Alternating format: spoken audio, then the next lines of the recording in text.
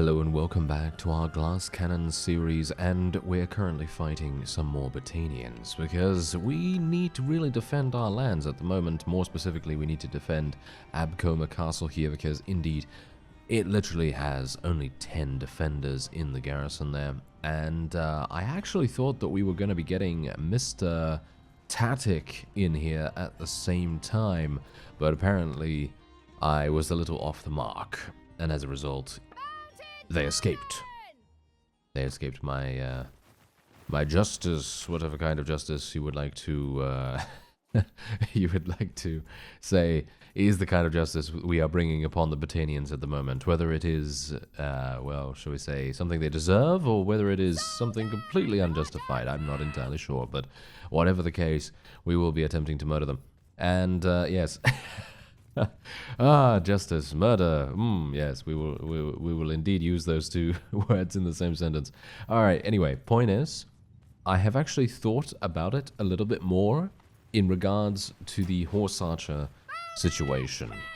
Now, generally, I would say that horse archers are a bit further away from the glass cannon theme, because on the one hand, horse archers can be, and this is a little bit iffy here, because they can be more fragile than regular archers, dependent on what kind of armor and so on you give them. But generally, I gotta say, I feel like horse archers are more difficult to deal with than regular archers, because regular archers, they're not going to have any movement speed whatsoever. Their mobility is basically going to be almost zero, and as a result, it is much easier to hit them with ranged attacks. And don't even get me started on melee attacks, because horse archers are, well, I gotta say, probably kind of impossible to hit as a melee unit. I mean, really, you know, most of the time they are going to be impossible to hit. Oh yeah, also, I'm going to change my bow. Yeah, I am going to change my bow. I'm going to go into Pencannock after this. Or should we say after the next battle, potentially. And get a new bow. Who am I being hit by? This guy? Nice. You lowered your shield just for that 1 second. That was all I needed. Thank you very much. And let's just speed things up real fast. And I think we're done. Yes, indeed, we are done. Alright, so, yes, anyway, as I said before, I think it would be a cool idea to change our bow. Someone actually mentioned this in the comments, and I think I agree with you, actually, about that, because I thought to myself, this bow is not really seeming as punchy as I would want it to be. And so, as a result, I'm thinking to myself, yeah, let's actually get this bow instead. Now, technically, I don't have to spend any money on this, because I can basically just swap them around. And I think that's probably what I'm going to do. So we're just going to go ahead and do that. I am being a little bit cheeky here by doing so, but I mean, I think it's okay, because if you think about it, in the grand scheme of things, I do have the money to be able to buy the noble longbow, but if we already have one available, I don't see the problem with it, in my opinion. Anyway, he also has a horse, as far as I'm aware, that guy. So, you know, he can use that on a horse if he doesn't have the required perk that he needs to be able to do that. Anyway, in the previous episode, we were able to persuade a number of people to join us as well, and hopefully we're going to be able to continue doing something like that. But, of course, at the moment, we are just needing to thin out the amount of vassals that can potentially attack us at the moment. Okay, so let's actually have a look here. Additional 4 morale at the beginning of the battle when you're attacking, or 8 at the beginning of the battle when you are defending, and increase the rate of recruiting for tier 4, 5, 6 prisoners by 50%. Personally, I don't actually recruit prisoners, so this is basically just a primary perk, you know, option choice, whatever you want to call it here. So, in other words, are we going to be attacking most, or are we going to be defending most? Well, personally, I'd actually prefer the morale when we're defending, because I personally think that what will happen is if we have sustained a lot of casualties in a particular fight or a siege, I'm more than likely going to be pursued by an enemy that is very strong, and as a result, I'm going to need the additional morale. So that's the reason why we're going to take the Stout Defender. And this is going to be a little bit difficult. There's actually 3 vassals doing battle with us here. 3 vassals. Oh, they are in a bad position. Okay, this is actually fantastic. They are going to rue the day when they attempted to attack us, and yes, hopefully we will be able to get some kills here in the meantime. Really? My accuracy, I don't even know what's going on with it. I really don't know. Usually I'm okay, you know? Usually I'm okay at hitting the enemies, but I think it's because we're on this slight elevation. It's kind of throwing me off a little bit. Okay, well, whatever the case. Let me see what's going on here. Yeah, this is gonna be interesting. That is an understatement. Okay. Oh, nice, nice. Yes.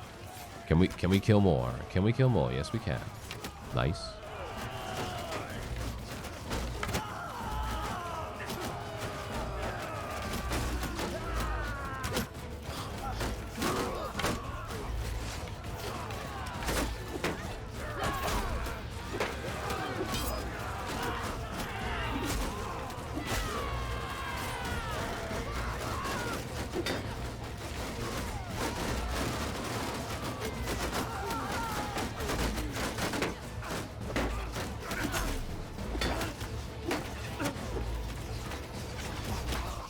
Well, that seems to be working very nicely indeed. I was actually thinking to myself, you know what, we're probably going to sustain a number of casualties in this particular fight, but no, thankfully not.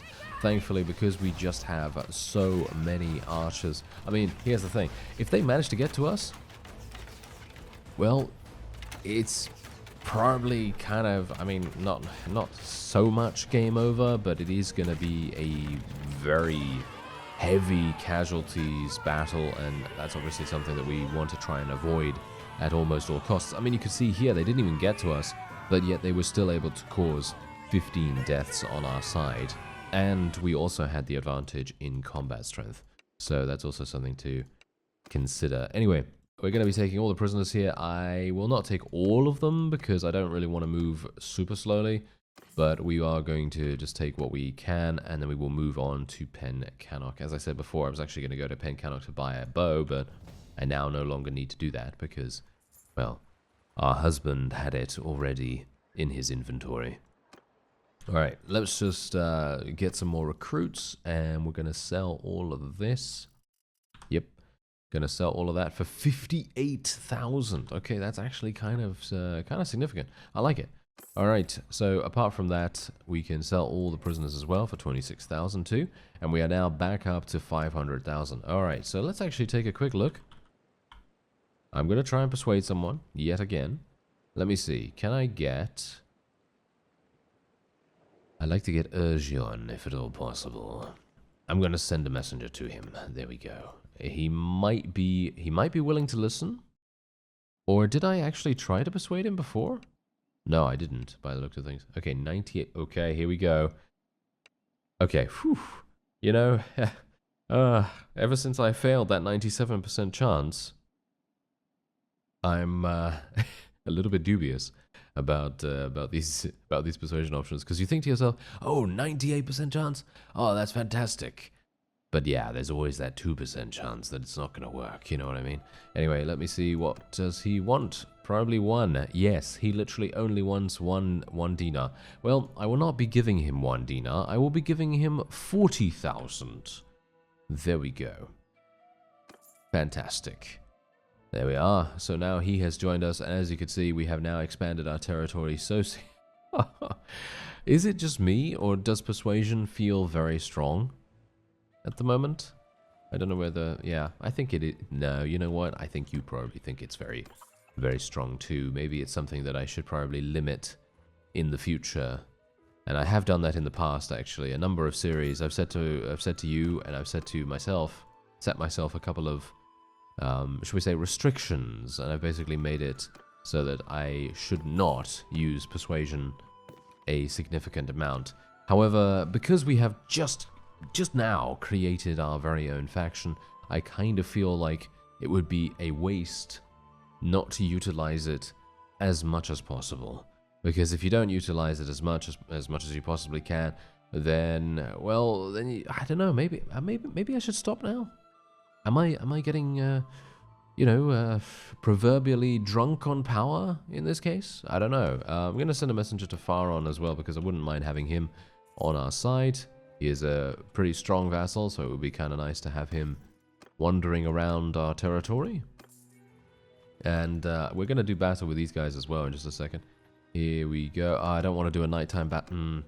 Yeah, you know what? I don't want to do a nighttime battle, so we're just going to back out of that and speak to Faron first, and maybe we're going to be able to speak to him. Well, not speak to him. Maybe we're going to be able to attack that guy after this. Okay, let's have a look here. 100% chance. Oh, yeah, give me that. Ah, yes. The peace of mind that comes from a 100% conversation option. Super nice. And there we go. 90% chance. We'll finish it up right here. Okay, how much does he want? He actually wants a significant amount more than usual, but that's okay. That's still fine. I'm going to give him 40,000. Boom. All right. So we now have Poros at where is Poros? But it's all the way. Wait a minute. Oh no, we don't have. Oh, okay. I made a slight error. I made a slight error. Okay, just ignore that. Just ignore that I made a slight error right now. It's not a problem. Yes, indeed. It is not a problem whatsoever. Yeah, maybe it's a bit more of a problem than I thought.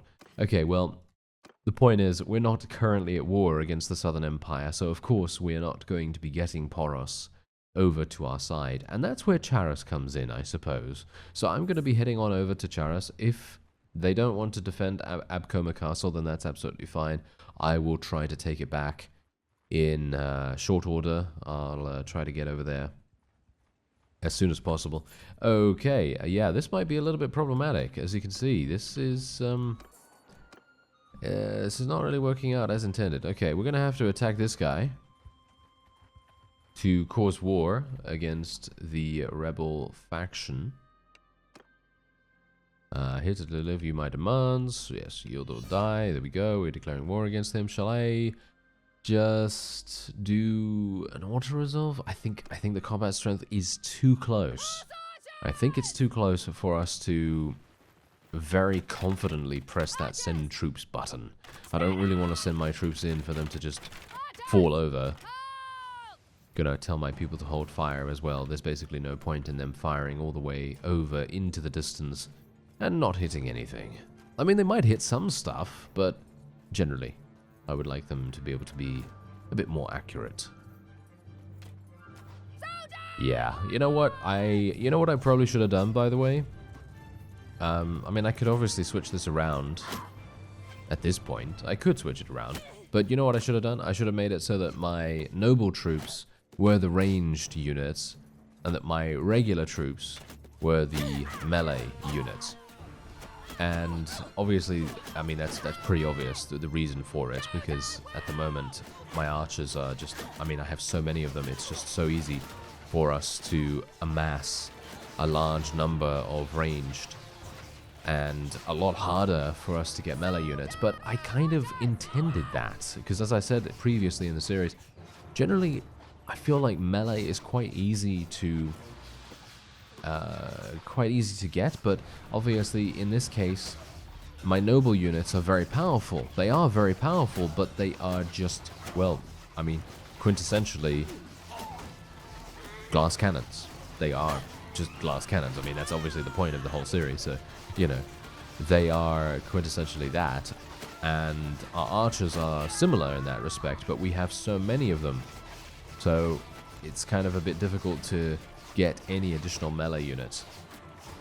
So I'm not sure what I'm not sure what I'm going to do about that. I mean, generally it's going to be kind of difficult to switch them around now, because they all have, you know, different stats and everything. You're going to have to go through it all. I don't know. Maybe it would be worth me doing that. I really don't know. Probably not at this point, but it's just something to, you know, for me to consider in the future, in case I want to create my own troop tree again. And personally, I feel like I will, because let's face it, My Little Warband is one of the most powerful mods, one of the most fun mods that you can get.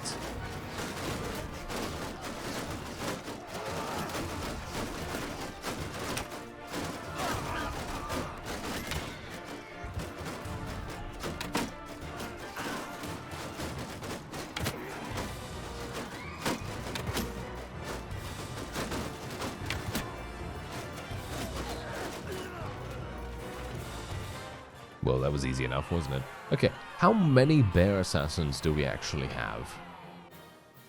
That's one thing that I would very much like to find out. Okay, so we're going to take him prisoner, and then we're just going to level up the rest of our troops here. We'll take all of this, and then we're going to go into Charas and attempt to take it. Now, this is... you know, I'm not sure whether I'm going to be able to do this, to be honest. I feel like we might be on the back foot here. I'm not sure. What do you think? You think we're going to be able to take this? I mean, they have a lot of Vlandian units, but that's basically it. A lot of Vlandian militia. And, well, as we know, Vlandian militia, or shall we say militia in general, are really not very good. So I think we should be able to do this, but it is going to be a bit touch and go. So I'm a little bit...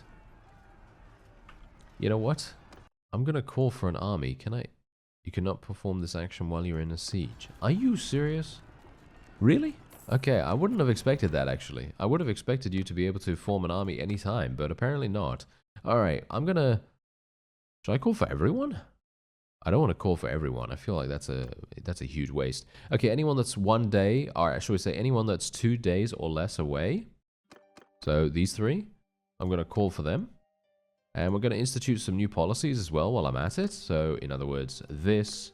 Oh. Yeah, I actually... didn't mean to do that. Okay, I didn't mean to quit out of that menu. Okay, so let's get this. There we go. I have 300 influence to spend, so I might as well, you know, might as well get some stuff going here. And let's have a look. Alright, so we need to make sure... I would like to get more loyalty.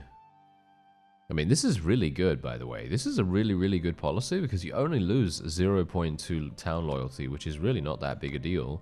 But you gain such a significant amount in terms of food production, which is obviously very nice. So it might be something for us to go for at some point. Ooh, ruler's party size is increased by 60. I actually might like doing that. Yeah, let's do that. Unfortunately, at the moment, I don't have the ability to recruit more units if I'm going to be heading into the siege right away. But I will be attempting to increase my overall army strength. Yeah, this is fantastic. Forgiveness of debts. This is basically the thing that you want to go for. At least in my opinion. And this is actually really good too. Look at that. Town loyalty is increased by 1 per day. Town taxes paid to the ruler are reduced by 5%. I don't really care about the taxes, to be honest, because generally most of my money actually comes from fighting things, and that's it. So getting this is actually kind of nice, but I am not going to take anything just yet because you never know what your loyalty currently is. Yeah, so my loyalty at the moment is currently at a positive value of 3, which is actually amazing. So I'm pretty happy with that, and I don't think we really need to do anything with it. So what I'm going to do is I'm basically just going to wait here for some time. But I am going to be attempting to attack this guy, for example. We're just going to go in for an auto-resolve this time around, and we'll just take all of his prisoners too. We'll take all this, and oh yeah, that's a bit of a problem, isn't it? I don't actually have a place that I can sell. That might be a bit problematic, isn't it? Well, the best thing I can do, pretty much, is literally just... yes. Is literally just auto-resolve, I was going to say, against these guys. Take as many prisoners as I can get my hands on, and then we're probably going to go to our home base, and then I will be heading back to Charas after I have an army that is suitable to take it, if I am still getting people, because it feels to me like they're taking a long time to get here, but maybe that's just my impatience. It probably is that. Okay, so let's sell all of this. There we go. And we can also get more units. I mean, look at my army size at the moment. My maximum army size is 245. That's actually crazy. I would like to get more of that, please. Aha, here they go, here they go. Here they all are. Fantastic. So we now have 420. Classic. Yes, 420 and counting units coming in here. And I think we probably have enough to be able to launch an assault here. No, Lucand, you're not going to attack this, sir. Oh, no, he's not. Whew. Okay, I actually thought to myself that he was actually at war against them, but thankfully he is not. And we can also level up a bunch of these guys. Okay, so let's do this. We now have a pretty significant combat strength advantage. Not that significant, but decent enough so that I don't have to worry too much about, I don't know, maybe we are going to sustain a, you know, a bad defeat here. But you know what I'm actually going to do? I'm going to get a bunch of ballistas built. Or not. As the case may be. Yeah, it's kind of annoying, isn't it? How they literally just almost destroy your ballistas every single time. Okay, let's head on in and see what we can do in the siege at Charas. I am looking forward to this because last time we did a siege, I fell through the floor and killed myself through fall damage, which I would like to say it was not my fault this time. It wasn't my fault this time around, but beforehand, well, yeah, most of the time it is, but yeah, let's just ignore that. Am I literally going to die? Yes.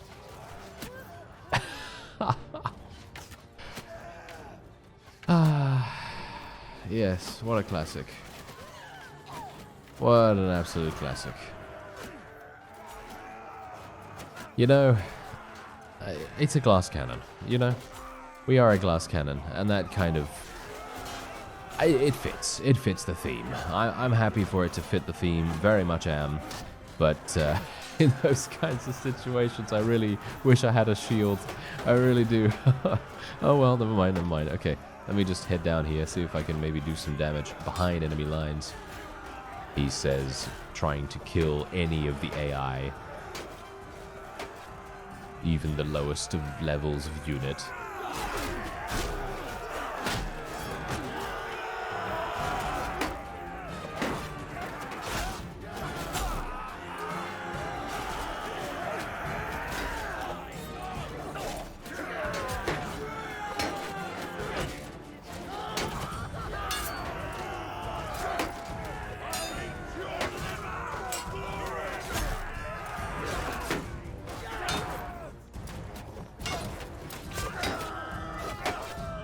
What is going on with this? Well, apparently not. Apparently not much. Apparently not much. I thought to myself, what is going on with this ladder or the ramp or whatever they'd used to get themselves up onto the battlements there? It felt to me extremely nauseating. I'm not entirely sure. It just seemed kind of weird. All right, are we actually going to achieve victory here? We're not. Okay, we're gonna have to retreat. That is such. Yeah, I don't even. You know, I don't even know what to say at this point. I really don't know what to say because literally, I thought to myself, okay, our combat strength, it looks pretty good. You know, it looked pretty good, but apparently, every single siege is cursed for me now, which is actually. I mean, it's not... I was going to say, it's kind of refreshing to have a scenario like that, because generally we have had...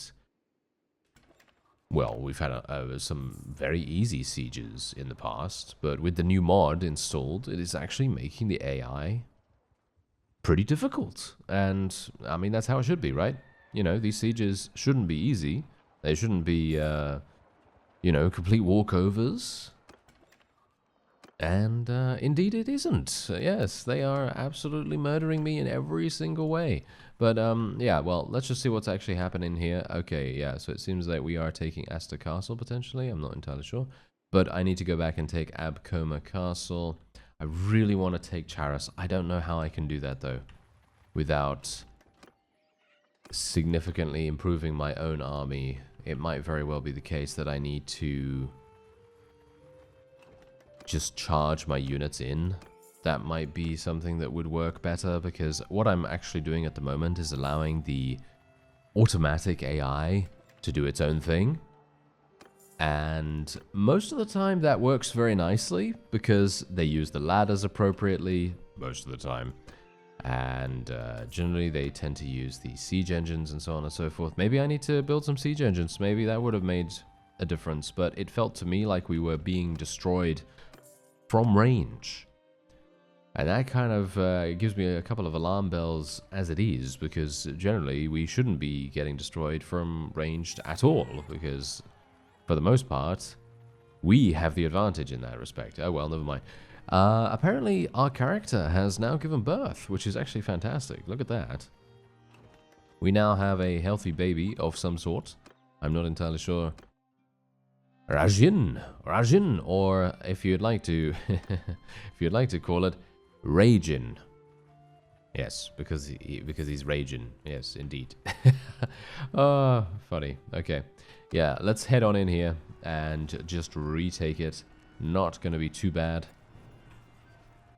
And I'm going to take this opportunity to level up my leadership a little more. We're going to go in here straight away before that army has an opportunity to intercept us. You never know.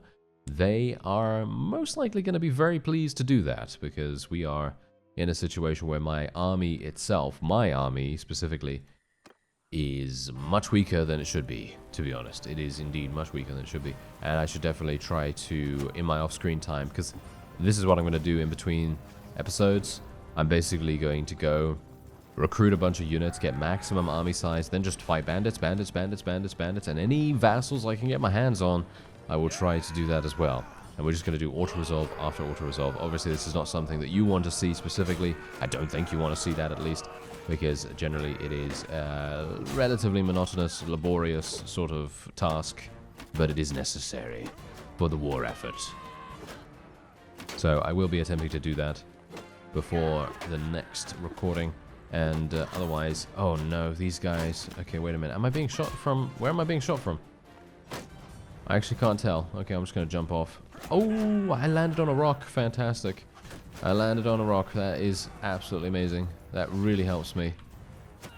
And these guys are, yeah, once again being a bit weird. So I'm actually going to tell my people to charge in here.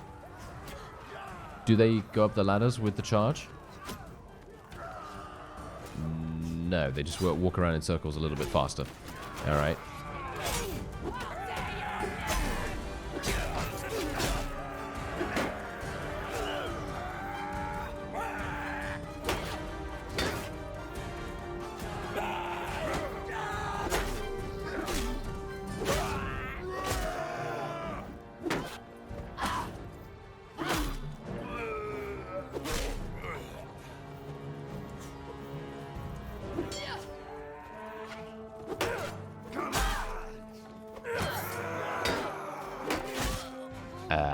Got a little bit overzealous. Yes, indeed. A little bit overzealous right there, but that's not... I don't think that's too bad, because we are going to achieve victory here. But yeah, you can see... This is the nature of the glass cannon, in my opinion.